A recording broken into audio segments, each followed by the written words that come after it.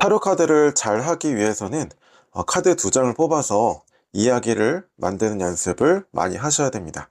결국 내가 어떤 카드가 나오더라도 이 두 장의 스토리텔링을 완전히 빠르게 할 수 있다면 뭐 10장을 사용하는 배열법이든 뭐 20장을 사용하는 배열법이든 결국 이 카드 두 장의 연속된 그 배열의 합이거든요. 이게 해석의 가장 기초적인 기본기라고 할 수 있어요. 내담자의 실제 질문이 필요가 없습니다.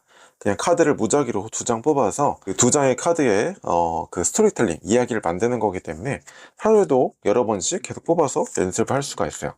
만약 이렇게 카드를 뽑았다면 첫 번째 카드를 보면은 이 인물이 가지고 싶은 많은 보물이나 물건들이 구름 위에 떠 있고 아직 현실화되어 있지 않은 상황이에요. 현실적이지 않은 어떤 바람을 가지고 있다, 기대를 가지고 있다, 이렇게 볼 수도 있고, 이 남자의 심리에 초점을 맞춘다면 그만큼 많은 바람과 기대감이 커지고 있는 상황이다, 뭐 이렇게도 볼 수가 있겠죠. 아직 현실화되지 않은 어떤 계획, 생각이거나 기대감이나 바람이 점점 커지고 있는 상황이다, 뭐 이렇게 볼 수가 있겠죠. 자, 그 다음 카드 보니까 이 세 명의 인물들이 같이 어떤 설계 도면 같은 걸 보면서 건물을 함께 짓고 또 이야기를 나누고 있어요. 전체적인 그림으로 본다면 협력하는 상황이고요. 이 건물의 입장에서 본다면 아직 펜타클이 색칠이 되어 있지 않죠. 아직 미완성의 상태인 거죠. 근데 또 반면에 결과물의 어떤 윤곽이 드러나고 있다, 이렇게도 볼 수가 있겠죠. 이 개인으로 본다면 어때요? 이 인물들에 의해서 어떤 의견을 계속 청취하고 들어야 되는 상황인 거죠. 그래서 어떤 타협해야 되고 또는 고민 상황에 따라서는 간섭한다고 느낄 수도 있는 그런 상황이 되겠죠. 자, 이 두 장의 카드를 스토리텔링 하면 이렇게 될 수 있겠죠.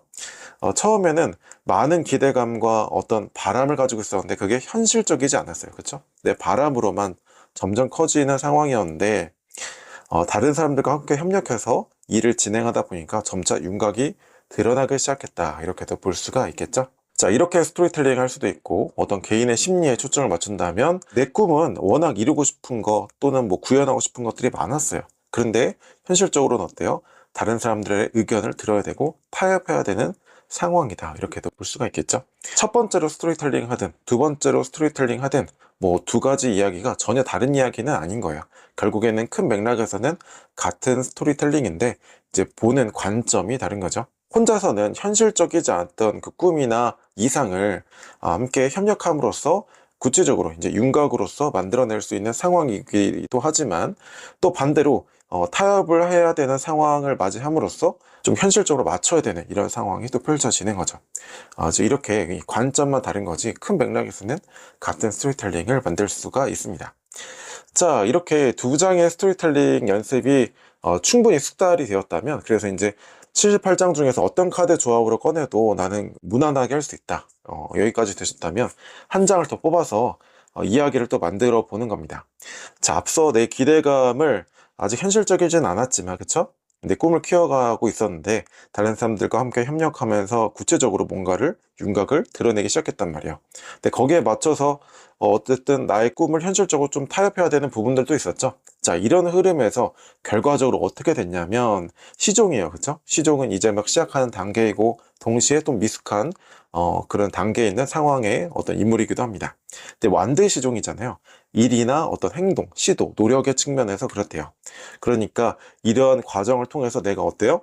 기존과는 다른 새로운 분야에서 뭔가 새로운 시도를 할 수 있게 되었다, 이런 결과로 흐름으로 가는 거죠. 그러니까 내가 원래 생각했던 것과는 조금 다른 규모라든지 어떤 형태로 타협을 하고 협력을 해야 됐지만 어쨌든 그 결실이 점점 윤곽을 드러내게 되면서 내가 생각했던 것 또는 기존 해왔던 것과는 좀 다른 새로운 분야에서 내가 또 새로운 출발점을 맞이할 수 있게 되었다, 이런 흐름으로 스토리텔링을 만들 수가 있겠죠. 이런 연습을 많이 하시면 실제 내담자가 어떤 질문을 던지더라도 얼마든지 해석을 할 수가 있는 거예요. 뭐 예를 들어서 이직을 할 수 있을까요? 그러면 내가 가고 싶었던 회사도 있고 뭐 꿈도 크고 어떻게 하겠다 이상도 컸었죠. 하지만 막상 현실적으로는 내가 타협해야 되고 맞춰야 되는 부분이 있었단 말이에요. 그렇죠?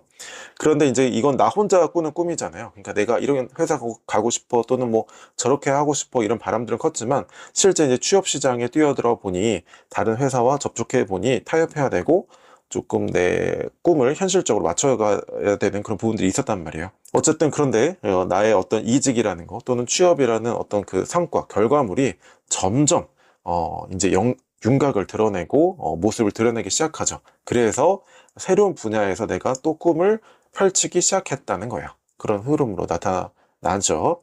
이렇게 이제 스토리텔링만 내가 잘 만들면요, 어떤 질문이 들어와도 바로 해석할 수가 있는 거예요. 그렇기 때문에 이 카드만 가지고 이야기를 만들고 구조화, 뼈대를 만드는 연습을 충분히 많이 하셔야 됩니다. 처음에는 제가 말씀드린 것처럼 2장을 가지고 충분한 연습을 하시고, 그 다음에 3장, 이게 충분히 되셨으면 4장, 5장, 6장 점점 카드를 늘려가면서 이제 뭐 4장부터는 이제 어떤 카드를 방해 요인으로 만들어도 보고, 또 어떤 카드는 또 어떤 카드 자리로 만들어서 읽어도 보고, 이런 식으로 점점 배열법을 구체화할 수 있겠죠. 그런데 이제 보통 이 배열법을 먼저 공부하고 배열법을 막 다양하고 화려한 배열법을 먼저 쓰려고 하기 때문에 해석이 연결이 되지 않는 겁니다. 배열법 이전에 내가 최소한 2장, 3장의 카드 연결을 자연스럽게 맥락으로서 이야기를 만들 수 있는가, 읽을 수 있는가, 이 기초가 먼저 훈련이 되어야 어떤 배열법을 만나더라도 금방 구조를 파악하고 스텔링을 하고 또 해석을 할 수가 있는 거예요.